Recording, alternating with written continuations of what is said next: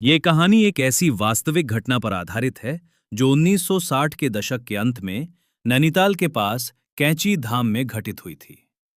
ये घटना बाबा नीम करोली, जिन्हें भक्त हनुमान जी का अवतार मानते हैं, कि एक अनन्य भक्त रामजी लाल के जीवन की है।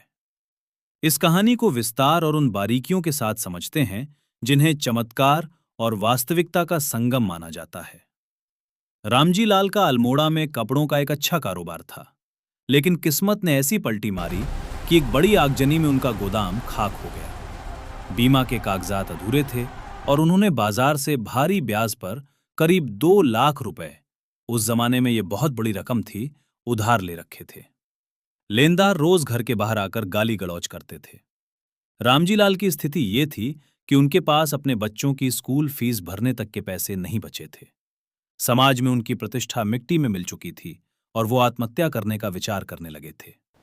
हताशा में डूबे रामजी लाल पैदल ही कैंची धाम की ओर निकल पड़े। जब वे महाराज जी नीम करोली बाबा के पास पहुंचे तो बाबा अपनी चौकी पर लेटे हुए थे। रामजी लाल दूर खड़े होकर रोने लगे। बाबा ने उन्हें पास बुलाया और चिल्लाकर बोले, अरे तू मर क्यों रहा है? क्या लेकर आया था जो रो रहा है? जा, राम नाम लिख।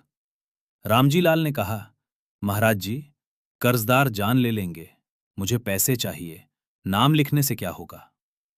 बाबा ने बड़े प्रेम से उनके सिर पर हाथ फेरा और कहा, हनुमान जी के चरणों में बैठ। श्री राम नाम की ईंटों से ही लंका तक पुल बना था। तेरा कर्ज तो एक छोटी सी खाई है। बस राम नाम लिख और हनुमान चालीसा का पाठ कर, बाकी वो हनुमान जी देख लेगा। रामजी लाल वापस आए। उन्होंने एक लाल रंग की डायरी ली और रोज सुबह शाम 108 बार श्री राम लिखना और 11 बार हनुमान चालीसा का पाठ करना शुरू किया। पहले 15 दिन कुछ नहीं बदला, बल्कि एक लेनदार ने उनके घर पर पत्थर फेंके, लेकिन रामजी लाल विचलित नहीं हुए। उनका ध्यान राम नाम में लग चुका था। अजीब घटना, एक रात उन्हें सपना आया कि एक वानर उनकी दुकान के मलबे में कुछ खोद रहा है। अगले दिन रामजी लाल अपनी जली हुई दुकान की सफाई करने पहुंचे। वहां गहराई में दबे एक लोहे के संदूक के पास उन्हें एक ऐसी फाइल मिली जो उनके पिता के समय की थी। उसमें एक पुरानी प्रॉमिसरी नोट, ऋण पत्र और एक वसीयत थी। वास्तविकता का प्रमाण, द एविडेंस। वो वसीयत एक ऐसी जमीन की थी जिसे उनके दादाजी ने दशकों पहले एक अंग्रेज अफसर को लीज पर दी थी। वो जमीन अब शहर के विस्तार के कारण नगर पालिका के कब्जे में आने वाली थी और उसका मुआवजा सरकार द्वारा घोषित किया जा चुका था, लेकिन हकदार का पता नहीं था। जैसे ही रामजी लाल ने वे कागजात कोर्ट में पेश किए, मामला उनके पक्ष में सुलझ गया। उन्हें मुआवजे के तौर पर इतनी बड़ी राशि मिली कि उनका सारा कर्ज एक झटके में उतर गया। उन्होंने अपनी दुकान दोबारा खड़ी की।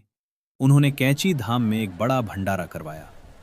प्रमाण, नीम करोली बाबा के आश्रम कैंची धाम की पुरानी डायरियों और भक्तों के संस्मरणों जैसे मिरेकल्स ऑफ नीम करोली बाबा में इस घटना का जिक्र मिलता है।